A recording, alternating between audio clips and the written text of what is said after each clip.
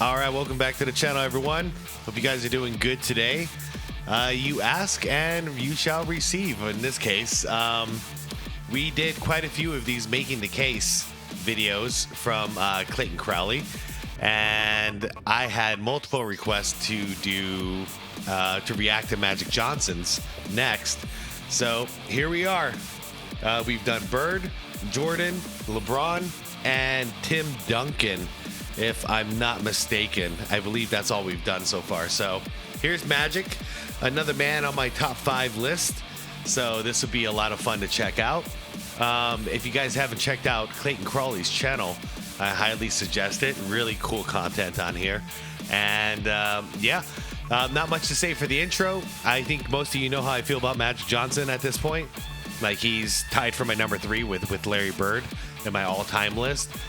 Still my favorite point guard of all time. And I got nothing but amazing things to say about Magic. So, all right, without further ado, I'm going to link the original video from Clayton down below in the description. So if you want to watch it without any commentary from me, go right ahead. Everybody else, please leave a like to this video. It helps out a ton. I appreciate you guys every time. And let's do this. Let's see. Before we do it, if you're new to this series, Clayton is basically, he does this with every player on his list. He's going to treat this almost like it's like a court case. And his job is to prove to the public that this man is the greatest of all time. So in this case, it's Magic Johnson. And like I said, he's done other players. There's other players on the list. But in this case, he's going to make an effort to prove that Magic Johnson is the greatest to ever do it. So let's have fun. Here we go, you guys. Basketball is special. The size of the court and the lack of pads or helmets give fans the most intimate experience of a team sport that exists. And because of the different styles that basketball allows for, players develop their own distinct identities and signature styles through their creativity, flair, and athleticism. And although no player succeeds alone, the scoring volume and two-way nature of the sport give individual stars a nearly unprecedented amount of control over the flow and outcome of a game. For this reason, players are constantly compared to their peers and to the legends of the past in order to answer the most hotly contested question in the sport: who's the greatest to ever do it? For many, the question is redundant. They believe in only one right answer, their answer. Others might have their own personal stance, but acknowledge one or two alternatives. But I believe that there's much more nuance to the question of greatness and more answers to it than you might think. By my count, there are 8 players in NBA history that have a substantial claim as the GOAT. It's a subjective thing though. I can't give you a definitive answer. All I can do is make the argument. So today, I'll be making the case for Magic Johnson as the greatest basketball player of all time. Hell yeah, let's do it.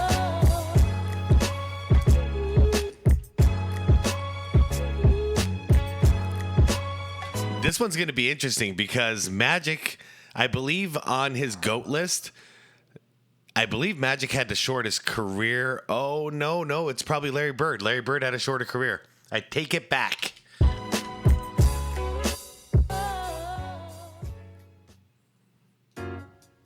The year is 1979. Professional basketball in America is at perhaps the lowest point in its history. No one is going to games, the ratings are garbage, none of the players are very marketable, and the product is so bad that CBS isn't bothering to air playoff games live. Yeah, the Things tape look delay. bad. Enter Earvin Johnson. Johnson bested Larry Bird's undefeated Indiana State Sycamores in the 1979 NCAA Championship, an event that retains the highest TV rating of a game of basketball ever. Imagine that, all those years later. It still has the highest ratings. When the Lakers used their #1 overall pick to make Johnson the first underclassman ever to be taken as the top draft choice, you have to wonder if they knew exactly who they'd just drafted. How could they have known that they had just drafted a player that would become an icon for their franchise, for their city, and for a generation of basketball history? They didn't draft Earvin Johnson, the prospect from Michigan State. They drafted Magic. Right off the bat, for whatever it's worth, Magic Johnson has the coolest nickname in NBA history. For real. It fits him to a T and is really the name that everyone knows him by. I was going to say, it's the only nickname in sports that I can think of that I actually have to think once in a while. what the hell's his real name? Oh yeah, Irvin.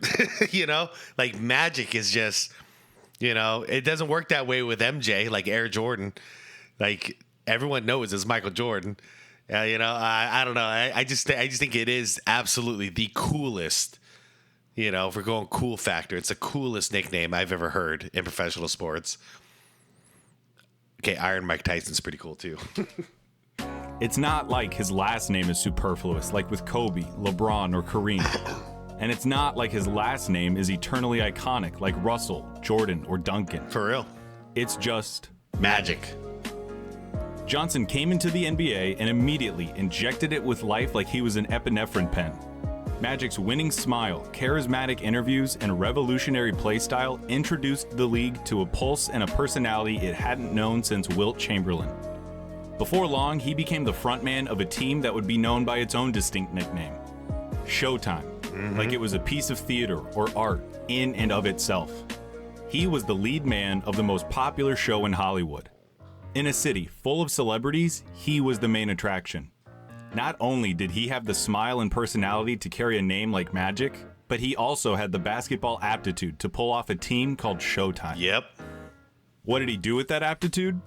He won 5 championships, a half-decade's worth, and appeared in 9 finals. Only Kareem, Bill Russell, and Sam Jones have appeared in more. He won 3 regular season MVPs in a span of 4 years, won 3 finals MVPs, made 12 All-Star teams, and was selected to 10 All-NBA teams. And I feel like a lot of people forget that he's got 5 rings. And I also was one of those people for quite a few years. I used to say he had 4. I totally forgot he got a 5th. Like, it's rare to get up there. And one cool thing I always think of is like the Lakers had him, won 5 championships with him, had a drought for a while. Next thing you know, they got Kobe. Of course, with Shaq too, but Shaq wasn't there the whole time. But you got Kobe coming in. He wins 5 rings too. Like, it must be good to be a Lakers fan. Except for right now, it must suck. But I mean, in general, for the history of the franchise, it must be great to be a Lakers fan. I got no idea what that must feel like. I'm a Suns fan. It sucks. Keep in mind that all of these accomplishments took place in a 12-year career, 11 if you want to mention his injury-shortened 81 season. Magic only spent 3 years of his playing career watching the finals from home. I spent more years trying to graduate from college than Magic spent not making the finals. Right. His HIV diagnosis came right on the heels of a season in which he finished as the runner-up for league MVP, was selected to first-team All-NBA, and competed in the NBA Finals. Yeah, and he was the MVP the year prior. So people who say Magic was old, they don't understand what the hell they're talking about. They associate it with 2 things, because he had to retire, but they forget the context is because he got diagnosed with the HIV virus, so he couldn't play anymore. And then also because his contemporary Larry Bird retired at that same time because of back injuries. So he didn't want to keep going anymore.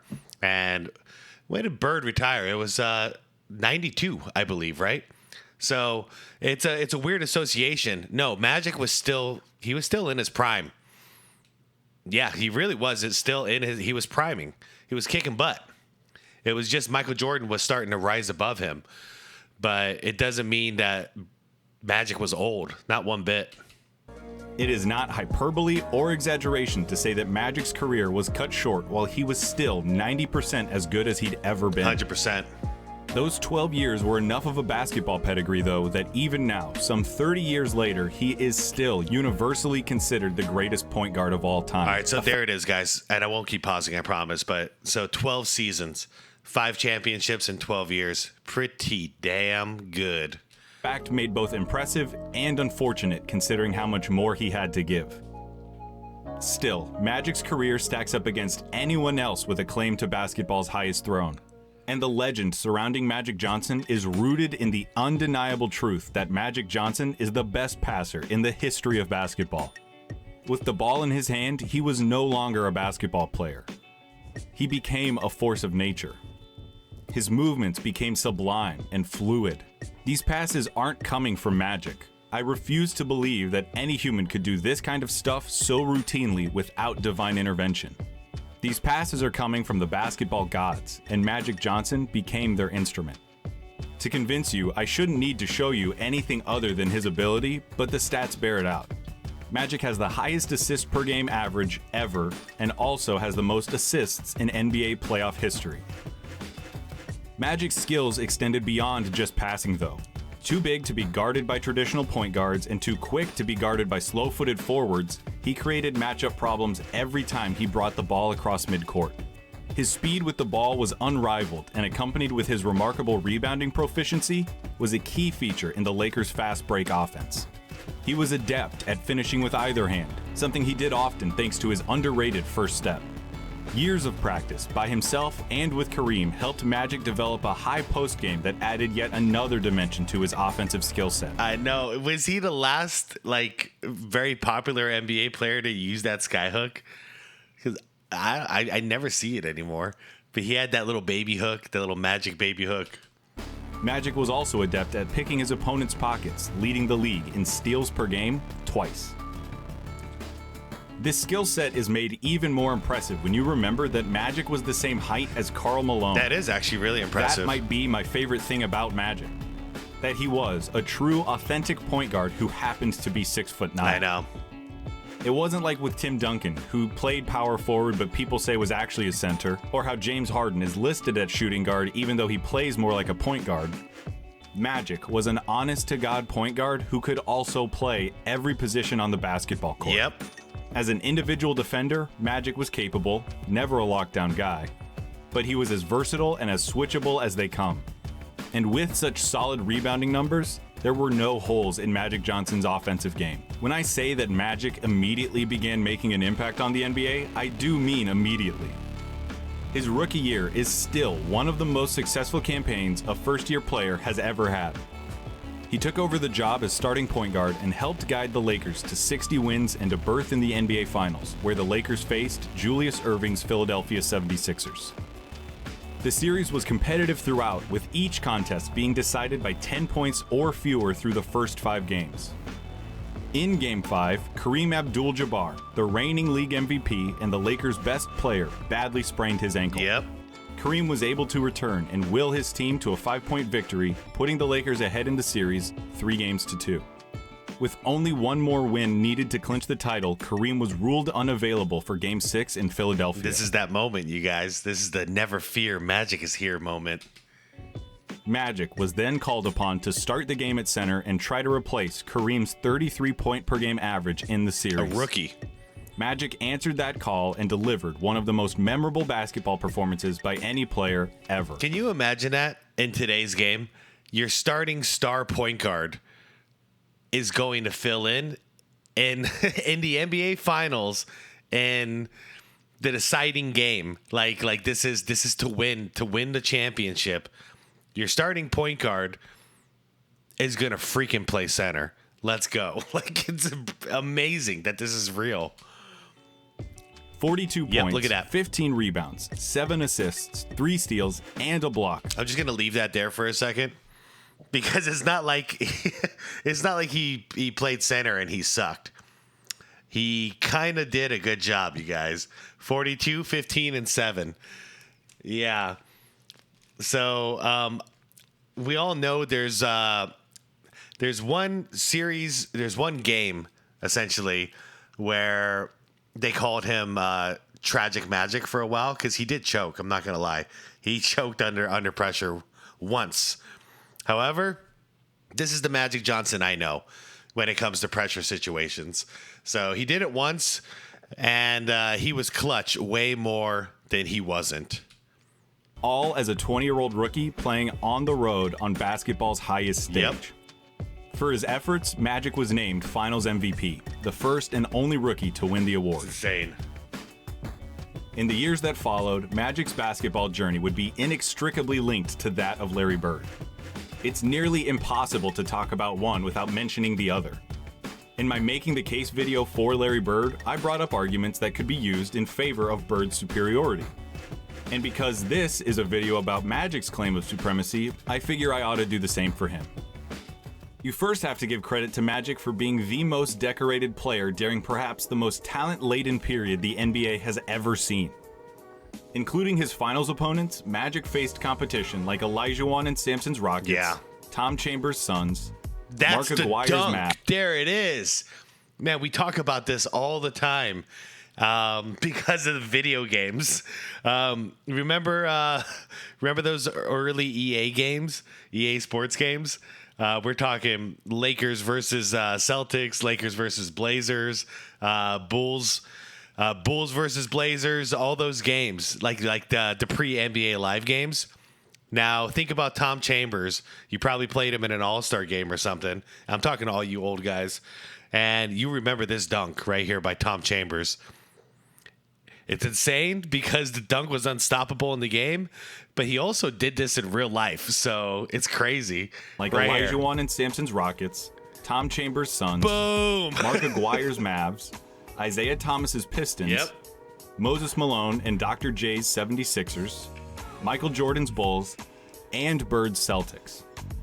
Magic's detractors might try to devalue his team's success by pointing out that he played for a remarkably talented team thanks to a brilliant front office.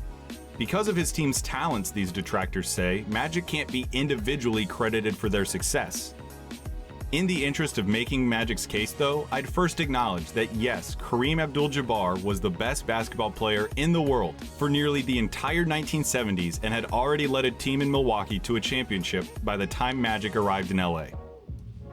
Yes, James Worthy was one of the most polished and accomplished prospects to come out of college basketball in some time. And that's not to mention other pivotal role players like Michael Cooper, Kurt Rambis, and Byron Scott, who all played outstanding basketball. Great players, but the role players, every team has them. They got really famous because of the success. What are they doing holding up Jack here? Acknowledge all of that, but I'd argue that the greatness of the Showtime Lakers does not take anything away from Magic's abilities as a player or as a leader. If anything, it reinforces the fact that Magic is one of the most effective leaders basketball has ever seen. By the start of the 84-85 season, he had organically flourished into the alpha dog of the team and respectfully taken the torch from Kareem without a power struggle. It's one of the only times in NBA history that there was a peaceful transition of power from one player to the next. Pro basketball is like 15th century England in that sense. There are no peaceful transitions of power. The fact that Magic was able to earn the respect and commitment of his teammates, especially one of the most historically dominant players ever in Kareem, is a testament to Magic's greatness. Beside the departure of Norm Nixon, the Lakers' previous point guard, there were no ugly breakups. Cooper, Rambis, Scott, Worthy, and Kareem all retired at one point or another as Lakers. If you won't believe me, listen to the words of Bill Simmons, former ESPN columnist, current CEO of The Ringer, and noted Boston sports supporter who grew up rooting against Magic. Simmons says he's the single best leader in the history of the sport. Nobody extracted more from teammates, whether it was an all-star game, a mundane affair in December, or any playoff game. It's also important to note that Magic was ready to win right from the get-go. Yeah.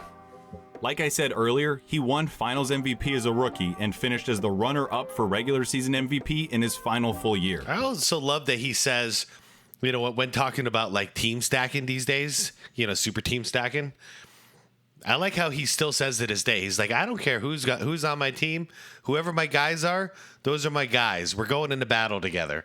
You know, I always dig that about him. Because basically he said his mentality is, I'm expecting to win. You know, like no matter what, whoever's surrounding me, I'm expecting to win. So those are my guys. You know, I don't care who it is. We're gonna try. We're supposed to win. We're gonna win. Unlike nearly every other player who's ever laced him up, there was never a year where Magic's productivity dropped below his eye-popping, jaw-dropping standards. 12 years of Magic Johnson means 12 years of top-shelf, undeniable, incomparable greatness. Magic's critics might say that he didn't score enough, that his defense was too suspect to be considered the greatest, or that his play wouldn't translate into the league today. Well, okay. In the 80s, a point guard was not supposed to be out there scoring the ball a bunch. He was supposed to be running the offense, being the captain, and moving the ball around. Magic got his assist, and when he needed to, he got his points too. So this is not 2024 ball where it's positionless, and you've got the greatest point guard in the league right now, Steph Curry, who barely brings the ball up to court, and he's actually an off-the-ball shooter. That's not what like the position was created for. It's what the game has evolved into. But back then, your point guard, you're not supposed to be scoring. Like, unless, you got a wide open shot. In that case, that's the responsible move. Outside of that, you're supposed to feed your guys. To all of that, I'd argue that one of the best things about basketball is how many different ways there are to win. You can be a 6'3" sharpshooter like Steph Curry and revolutionize the game, a 7'1" behemoth like Shaq who dominates the league, or anything in between. There are so many viable ways to play the game that have all resulted in championships, MVPs, and the like. Magic's playstyle allowed him to control the game with a vice grip and tailor it to his specific brand of basketball. What's a player supposed to do when it comes to how the game might evolve in the future? When people talk about the way Magic played, they sometimes talk about it almost like it's a kind of historical casualty. That bewilders me. What Magic did worked really well. Why should he have done anything different? Magic changed the NBA for the better. It was all about winning, so he did what his job was to win. That also plays into what you saw what he did as a center that game.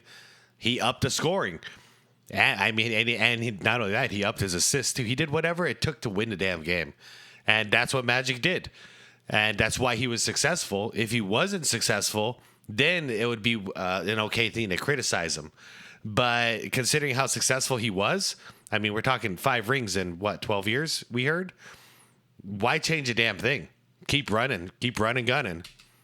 He was the first positionless player, someone who broke the mold and opened the basketball-watching public's eyes to the possibilities of letting great players do what they're great at, rather than just fulfilling the traditional roles of their size or position. As the game evolves more and more into a positionless sport, Magic's influence and value only become more and more apparent. His Showtime Lakers also became one of the first teams to make the game of basketball aesthetic. The speed, athleticism, and skill we all enjoy today is due in part to Showtime and Magic Johnson. Oh, yeah. We saw in a video recently here, who was it? Eddie Johnson speaking about, he was speaking about the Ant-Man situation, but he was talking about Magic Johnson as one of those guys that obviously had talent back in this era. And he described Magic as the most beautiful basketball player I've ever seen. Like, meaning like the style of play, like the grace and the elegance he has on the court. And that's a cool way to describe it. It was beautiful. It was like, it's one of those poetry in motion things. Not everybody has it. Jordan had it too. Just poetry in motion. It was a beautiful thing to watch. In my video about Larry Bird, I gave him a lot of credit for saving the NBA, and deservedly so. Yeah, they both did. Larry was a pioneer of basketball and contributed immensely to the explosion of the game's popularity. But for every breath of fresh air that Larry contributed, Magic did the same. You can't talk about one without the other because it was the rivalry between the two that really saved the league. The fact that they competed against each other in such a high-profile game in college, had nearly polar opposite personalities, were of different races, played for the 2 most historic teams in the country, and met each other multiple times in the finals, all cements theirs as the defining rivalry of the NBA. Despite the differences in their personalities, though, their games were remarkably similar. Team-first, success-oriented mindsets and proclivities for passing were trademark features of both their styles. Those styles met 3 times in the finals, each in legendary fashion. Magic would have the last laugh, though, with 2 championship series wins against Bird. By the time the 1987 finals, their last series against each other, rolled around, Magic had developed a killer instinct and flair for the dramatic matched only by his rival.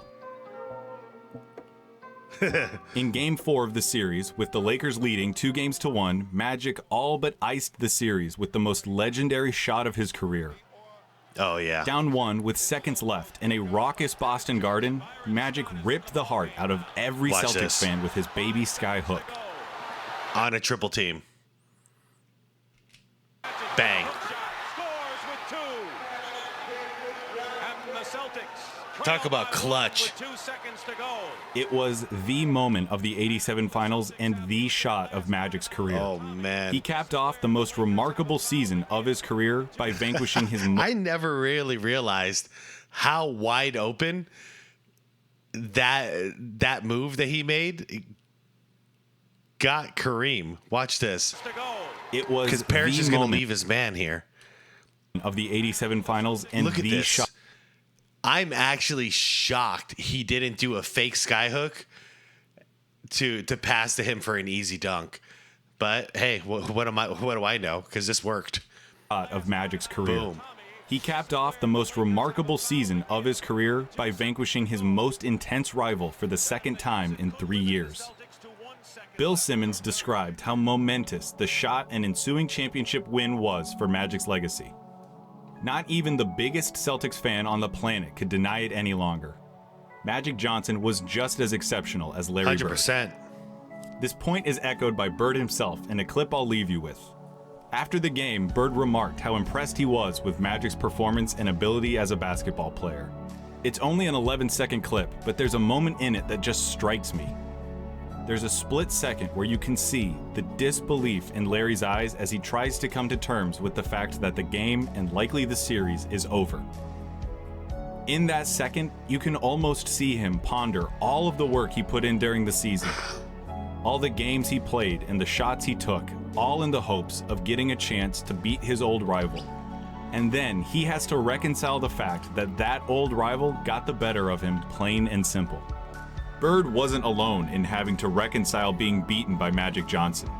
Magic still maintains the highest win percentage for a career in NBA history. It's the same thing countless players and coaches had to come to terms with during Earvin Magic Johnson's 12 magical years with the Los Angeles Lakers.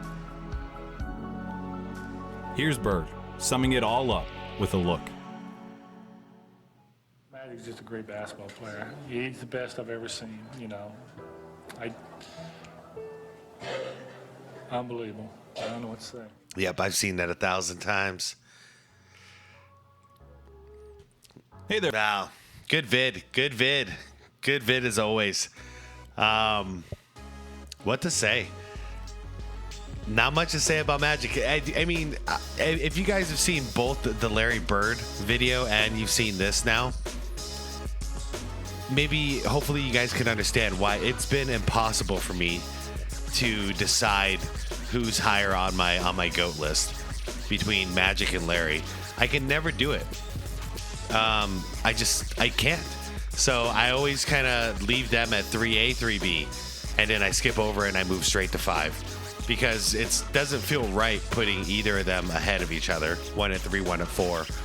So I was trying to figure it out for years and years and years until I finally decided. I'm like, screw it. They're tied. Like they're tied for that third spot on my all-time list. And I think it's always going to be that way. Wherever they are, if they ever move down on the list, if we have some future, greats that can take that spot, so then they'll end up being 4A, 4B, or 5A, 5B. I think they're always going to be grouped together in my mind because they were two halves of the same coin. That's how I'm always going to see it, and I'll always be grateful that I got to catch some of this greatness as a child, growing up and watching basketball. And then I got to watch all of Jordan's career as he took the torch and just became a maniac with it. And you all know what he did.